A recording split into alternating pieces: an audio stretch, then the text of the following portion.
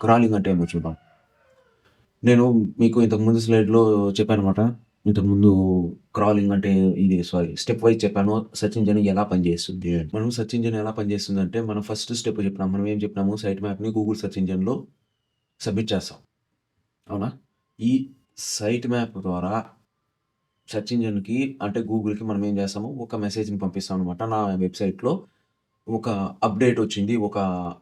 నేను ఒక పోస్ట్‌ని పబ్లిష్ చేసినాను అనేసి. ఈ సైట్ మ్యాప్ ద్వారా నువ్వేం చేస్తావు, మెసేజ్ చేస్తావు.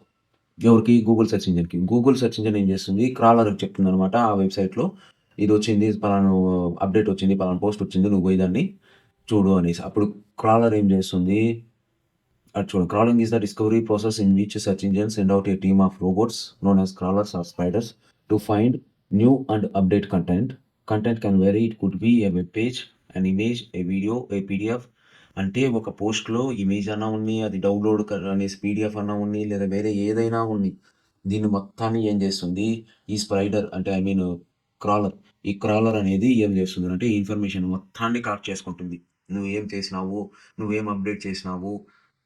సపోజ్ నువ్వు అప్డేట్ చేస్తున్నావు అనుకో, అంతకుముందు కంటెంట్ ఏముంది, నువ్వు మళ్ళీ ఏం కంటెంట్‌ని అప్డేట్ చేసినావు, దాంట్లో ఏమన్నా డిఫరెన్సెస్ ఉందా లేదా, దాన్ని బట్టి నన్ను ఏం చేస్తారు, దాంట్లో అప్డేట్ అయ్యే కంటెంట్‌ని ఇంతకుముందు ఉండే కంటెంట్‌ని కంపేర్ చేసి ఈ అప్డేట్ ఉంది అనేసి అలా. నెక్స్ట్ పోస్ట్ పబ్లిష్ చేస్తారు గానీ, ఎవరు పబ్లిష్ చేసినారు, ఏ ఆథర్ పబ్లిష్ చేసినారు, ఏ కంటెంట్‌కొస్తుంది, ఏ కేటగిరీలోకొస్తుంది, ఈ డీటెయిల్స్ పూర్తిగా ఏం చేస్తుంది, క్రాలర్ అనేది ఇన్ఫర్మేషన్‌ని తీసుకుంటుందనమాట. అర్థమైందా?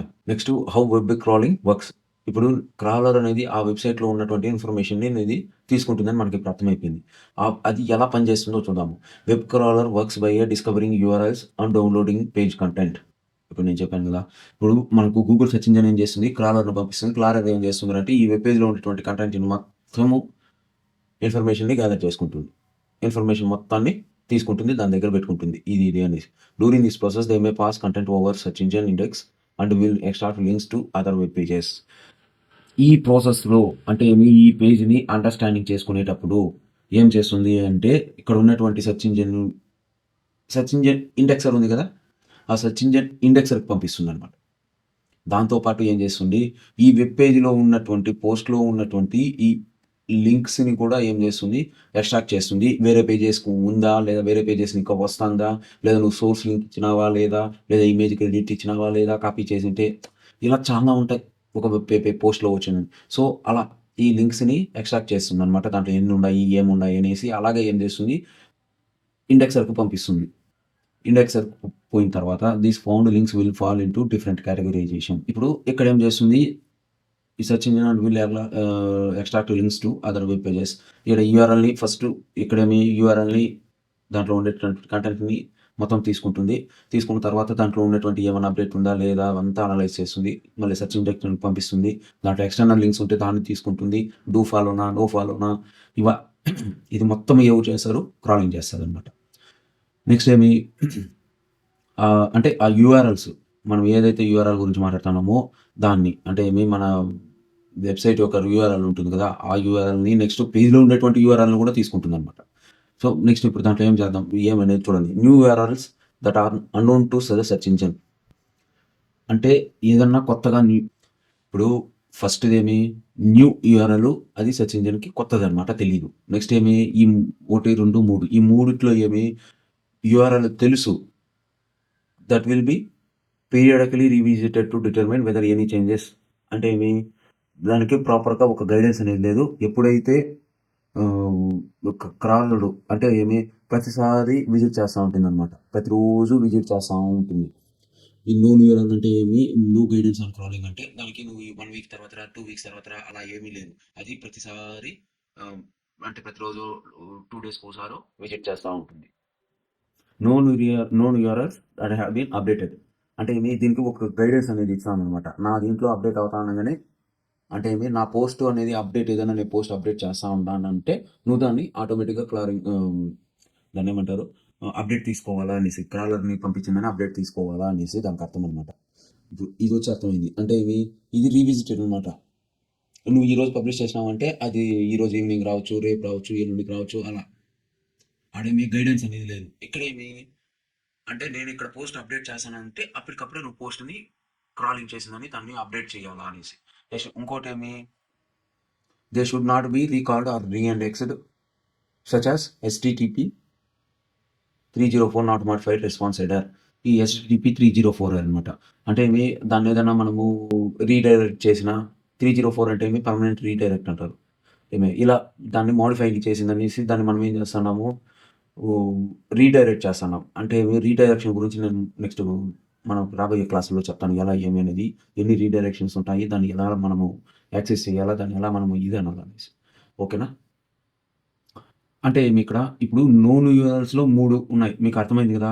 ఒకటొచ్చిందని ఏమి టైం తీసుకుంటుందనమాట. ఒక రోజో, 2 రోజుల్లో ఎప్పుడో ఒకసారి ప్రాపర్ గైడెన్స్ లేకుండా నువ్వు పోస్ట్ అప్డేట్ చేసిన తర్వాత 1, 2 రోజుల తర్వాత కూడా వచ్చి క్రాలింగ్ చేయొచ్చు. ఇంకోటేమి నేను పోస్ట్ అప్డేట్ చేస్తా ఉండగానే నువ్వు అప్డేట్ తీసుకోవాలా. ఇంక మూడోదొచ్చిందనేసి ఏమి నువ్వు అంటే మనము ఒక యూఆర్ఎల్‌ని ఇంకొక యూఆర్ఎల్‌కి దాన్ని రీడైరెక్ట్ చేసినప్పుడు దాని గురించి అనమాట ఇది. అర్థమైందా? నెక్స్ట్ ఇన్యాక్సెసిబుల్ యూఆర్ఎల్ గురించి చెప్పాను. ఇన్యాక్సెసిబుల్ అంటే ఏమి, దీనికి నో ఇండెక్స్ అనేసి నో ఫాలో అనే ఒక ఇది ఉంటుంది, ట్యాగ్ ఉంటుంది. దాన్ని మనం ఏం చేస్తామరా అంటే నో ఫాలోని దీన్ని పెట్టినామరా అంటే ఇన్యాక్సెసిబుల్ అనమాట. సపోజ్ ఒక పోస్ట్ అనుకోండి, ఈ పోస్ట్లో మనం వచ్చిందని ఒక యూఆర్ఎల్ అనేది లింక్ చేస్తాం. ఇప్పుడు ఈ వర్డ్ అనుకోండి, ఈ వర్డ్ని మనం ఏం చేస్తాము లింక్ చేస్తాం. లింక్ చేసినప్పుడు ఇక్కడ నో ఫాలో, టు ఫాలో అనేసి ఉంటుంది అనమాట. ఇక్కడ నో ఫాలో అన్నవారంటే వచ్చినటువంటి క్రాలరు ఈ నో ఫాలోని చూసిందనేసి దాన్ని యాక్సెస్ చేయదు. అది ఏ వెబ్సైట్ ఇది ఏమి అనేది యాక్సెస్ అనేది చేయదు. డూ ఫాలో అనుకోండి, ఎక్కడ ఇంకా డూ ఫాలో అవుతుంది అనమాట. నెక్స్ట్ ఏమి డిసలౌడ్ యూఆర్ఎల్స్. ఇప్పుడు ఇది ఇన్యాక్సెసిబుల్ యూఆర్ఎల్స్ అంటే ఏమి నో ఫాలో ఇచ్చిన తర్వాత అది ఏమవుతుందంటే నో ఫాలో ఇచ్చిన తర్వాత అది ఆ యూఆర్ఎల్ని యాక్సెస్ చేయదనమాట. అదే డిసలౌడ్ యూఆర్ఎల్స్ అంటే ఏమంటే ఒక సెర్చ్ ఇంజిన్ బోట్ని ఏమి ఇప్పుడు robots.txt ఈ పోస్ట్ అనుకోండి, ఈ పోస్ట్ని డిసలౌ చేయొచ్చు. అక్కడ robots.txt ఫైల్ని ఓపెన్ చేసిందనేసి అక్కడ మనం డిసలౌ అనేసి ఈ ఒక యూఆర్ఎల్ వెబ్సైట్ ఇది ప్రాక్టికల్గా నేను మీకు ముందు చూపెడతాను. ఇప్పుడు ఇదేమి నేనేం చెప్తాను అంటే క్రాలింగ్ అనేది ఎలా పనిచేస్తుందో దాని గురించి మాత్రం అర్థమైంది కదా. ఒక కంటెంట్, పేజ్ కంటెంట్ ఇలా అప్డేట్ దాని క్రాలర్ పని మీ గూగుల్ ఇంజిన్ క్రాలర్లో ఏం పని చేస్తుంది, స్పైడర్ క్రాలర్ కానీ స్పైడర్ కానీ ఇవంతా ఏం పని చేస్తుంది అని దీనికి మాత్రమే నేను ఇప్పుడు చెప్తాను. మీకు ఈ robots.txt కానీ నో ఫాలో అంటే ఏమి, నెక్స్ట్ 304 రీడైరెక్ట్ అంటే ఏమి, దీని గురించి మళ్ళీ ముందు మనము తెలుసుకుందాం. ఓకేనా?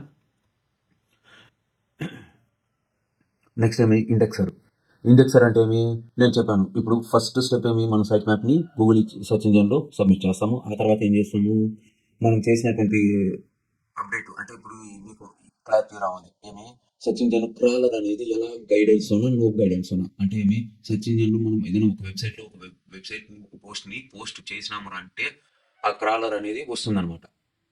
అంటే ఏమి మనం పోస్ట్ చేస్తానగానే మనం మెసేజ్ పంపిస్తాను దీని ద్వారా, సైట్ మ్యాప్ ద్వారా గూగుల్ సెర్చ్ ఇంజిన్కు మెసేజ్ పంపిస్తాను ఏమని, నేను పోస్ట్ పబ్లిష్ చేసినాను అని. క్రాలర్ వస్తుంది. క్రాలర్ వచ్చిన తర్వాత అది ఏం చేస్తుంది, దాంట్లో ఉన్నటువంటి కంటెంట్ లింకులు మొత్తం అనలైజ్ చేసింది అనేసి కంటెంట్ని తయారు చేస్తుంది. ఆ తర్వాత ఏం చేస్తుంది, ఇండెక్సర్కి మెసేజ్ పంపిస్తుంది. ఇండెక్సర్ ఏం చేస్తుంది అనేది చూద్దాం. Once the crawlers have found and fetched your web pages. Crawler ఏం చేస్తుంది, fetched your web pages. The next step in the process is indexing. Indexing involves analysing and storing the information collected during the crawling process. The gathering data is organized and added to the Google Index, a massive database containing information about all web pages and search engine as discovered. ఈ paragraph ఏమరా అంటే crawler అనేది ఇన్ఫర్మేషన్ని gather చేస్తుంది. ఆ gather చేసిన దీన్ని ఏం చేస్తుంది, ఇండెక్సింగ్ అనలైజ్ చేస్తుంది అనమాట. అనలైజ్ చేసింది అనేసి దాన్ని ఏం చేస్తుంది, ఆ డేటాను మొత్తము ఒక ఆర్గనైజింగ్ అంటే ఏమి ఏ కేటగిరీకి సంబంధించింది, ఏ దీనికి సంబంధించింది అనేసి అది మొత్తము ఏం చేసింది, ఇది అనలైజ్ చేసినటువంటి క్రాలర్ తెచ్చినటువంటి క్రాలర్లు ఏం చేస్తున్నారు అంటే అద్దబ్బా ఇది నా డేటా అనేసి ఇండెక్సర్కి ఇస్తుంది. ఇండెక్సర్ ఏం చేస్తుంది, ఇండెక్సర్ మళ్ళీ అనలైజ్ చేసిందని దాన్ని ఒక సిస్టమేటిక్ వేలో అంటే ఏమి, సపోజ్ ఇప్పుడు గూగుల్ సెర్చ్ ఇంజిన్ కదా, గూగుల్ సెర్చ్ ఇంజిన్ ఒక ఫార్మాట్ ఉంది, యూఆర్ఎల్ ఇది, దీంట్లో ఉన్నటువంటి టైటిల్ ఇది, దీంట్లో ఉన్నటువంటి నెక్స్ట్ సబ్ హెడ్డింగ్స్ ఇవి, పారాగ్రాఫ్స్ ఇవి, ఇది వచ్చిందని కంటెంట్ వచ్చిందని ఈ కేటగిరీలో ఉంది అనేసి అది ఏం చేస్తుంది అంటే ఇండెక్సర్ అనేది వెబ్ పేజెస్ని గూగుల్ ఇండెక్స్ ద్వారా మనకు దాన్ని ఇండెక్స్ చేస్తుంది అనమాట. Search engines use complex algorithms to evaluate categorise content found on each page during indexing. చెప్పాను కదా, ఈ కీవర్డ్స్, పేజు, ఈ స్ట్రక్చరు, మెటా ట్యాగ్స్ ఈ మొత్తాన్ని ప్రాసెస్ చేస్తుంది అనమాట. అర్థమైందా? Indexing is important because it enables search engines to quickly retrieve relevant results. When user perform a search query, these indexed results index ఏం చేస్తుంది ఫస్ట్ స్టెప్ ఏమి క్రాలర్ని collect చేసినటువంటి ఇన్ఫర్మేషన్ని అనలైజ్ చేసి దాన్ని మొత్తం ఒక ఆర్గనైజ్ చేసి పాయింట్ వైజ్ కీవర్డ్స్ ట్యాగ్స్ మొత్తం ఏ టు జెడ్ అని ఏం చేస్తుంది ఆర్గనైజ్ చేసి గూగుల్ ఇండెక్స్ ద్వారా గూగుల్ ఇండెక్స్ చేస్తుంది. ఈ గూగుల్ ఇండెక్స్ చేసిన తర్వాత మళ్ళీ దాని దగ్గర గూగుల్ దగ్గర ఒక అల్గారిథం ఉంటుంది. ఆ అల్గారిథం ద్వారా మనకు ర్యాంకింగ్ ప్రాసెస్ అనేది చేస్తుంది. దాన్ని చేసిన తర్వాత మళ్ళీ ఏమవుతుంది అంటే ఎవరైనా కానీ సెర్చ్ ఇంజిన్లో సెర్చ్ చేసినప్పుడు ఈ సెర్చ్ ఇంజిన్ పేజ్ రిజల్ట్ పేజ్లో షో చేస్తుంది అనమాట. అర్థమైందా? Next important algorithms of Google యొక్క important algorithms. Google algorithms are complex system that is used by Google to deliver web pages ranked by relevance on its search engine results page. ఇప్పుడు మీకు ఇది అర్థం అవ్వాలా, ఈ సెర్చ్ ఇంజిన్ రిజల్ట్ పేజ్లో రావడానికి వచ్చినటువంటి అల్గారిథమ్స్ అనమాట. ఇదేమి పండా అనేసి 2011లో, నెక్స్ట్ పెంగ్విన్ అని, నెక్స్ట్ ఉమెన్ బ్రెడ్ అని, ర్యాంక్ బ్రెయిన్ అని, నెక్స్ట్ పేజ్ ఎక్స్పీరియన్స్ అప్డేట్ అనమాట. ఇప్పుడు ఇది వచ్చి 21 తర్వాత ఇప్పుడు మనకేమొస్తుంది, పేజ్ ఎక్స్పీరియన్స్ అప్డేట్ అనేసి వస్తుంది. ఇదేమి ఈ గూగుల్ వన్ అంటే వాని సెర్చ్ ఇంజిన్ కాబట్టి వానికి సంబంధించినటువంటి అల్గారిథం. ఇప్పుడు ఒకవేళ బింగ్ ఉంటే బింగ్కి సంబంధించింది అనమాట. అర్థమైందా? అంటే ఇది దానికి సంబంధించినటువంటి దానికి రిలేటెడ్గా ఉన్నటువంటిది దాన్ని మనము ఇది అంటాం అనమాట. అర్థమైందా? ఇప్పుడు బింగ్కి తనిగా అల్గారిథం ఉంటుంది, గూగుల్ తనిగా అల్గారిథం ఉంటుంది, యాండెక్స్ తనిగా అల్గారిథం ఉంటుంది, అలా. ఓకేనా? ఇప్పుడు మీకు అర్థమైంది అనుకుంటాను సెర్చ్ ఇంజిన్ అనేది ఎలా పనిచేస్తుంది, దాంట్లో ఉండేటువంటి పార్ట్స్ ఏంటి అనేది. ఓకేనా? Thank you.